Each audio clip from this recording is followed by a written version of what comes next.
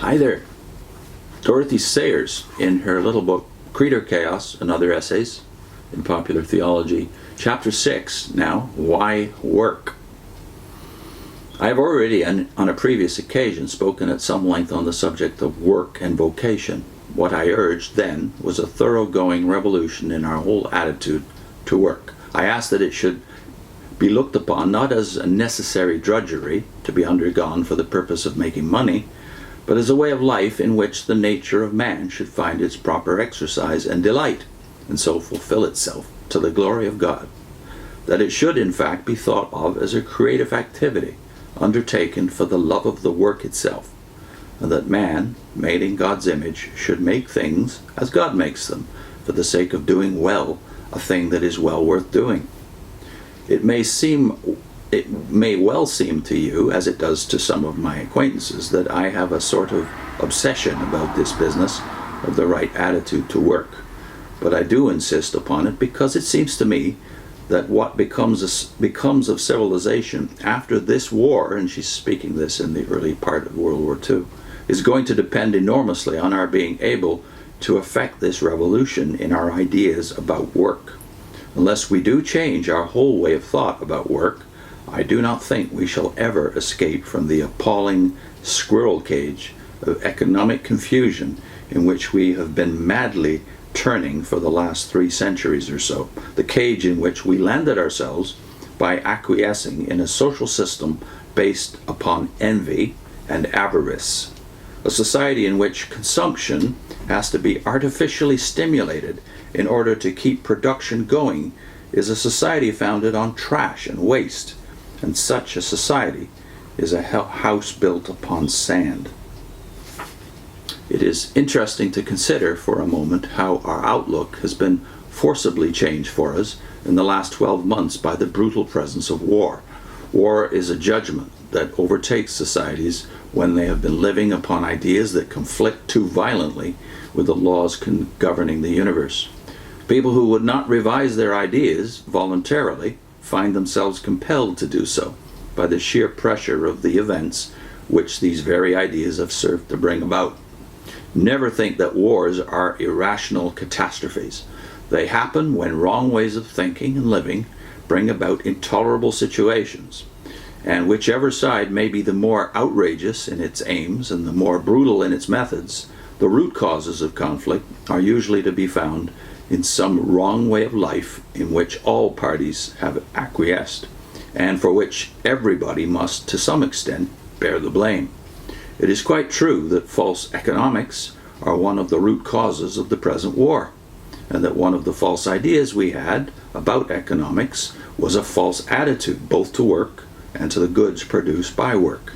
This attitude we are now being obliged to alter under the compulsion of war. And a very strange and painful process it is, in some ways. It is always strange and painful to have to change a habit of mind, though when we have made the effort, we may find a great relief, even a sense of adventure and delight in getting rid of the false and returning to the true.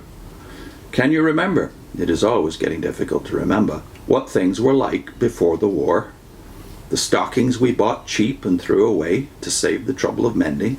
The cars we scrapped every year to keep up with the latest fashion in engine design and streamlining. The bread and bones and scraps of fat that littered the dustbins, not only of the rich, but of the poor. The empty bottles that even the dustman scorned to collect because the manufacturers found it cheaper to make new ones than to clean the old. The mountains of empty tins that nobody found it worthwhile to salvage, rusting and stinking on the refuse dumps.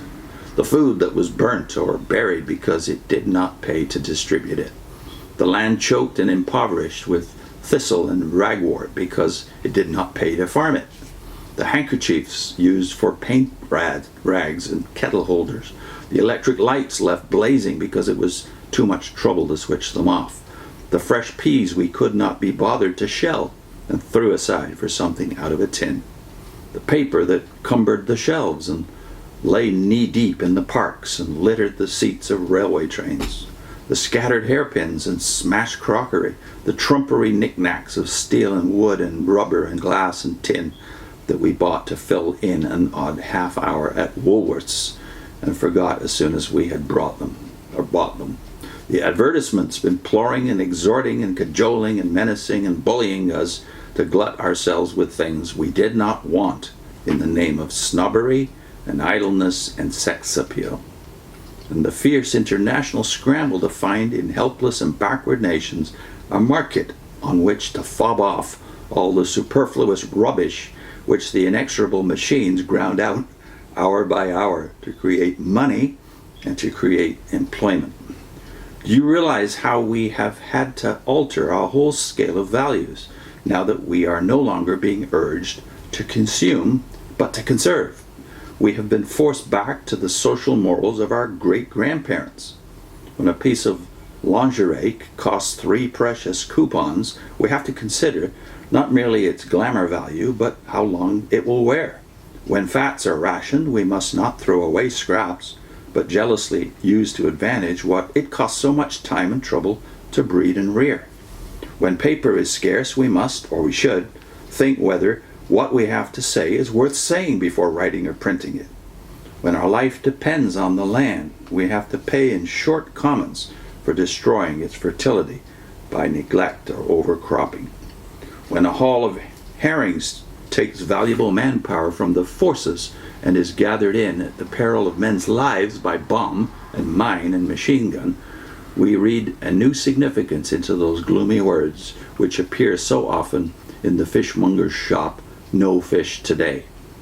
We have had to learn the bitter lessons that in all the world there are only 2 sources of real wealth, the fruit of the earth and the labor of men, and to estimate work not by the money it brings to the producer, but by the worth of the thing that is made.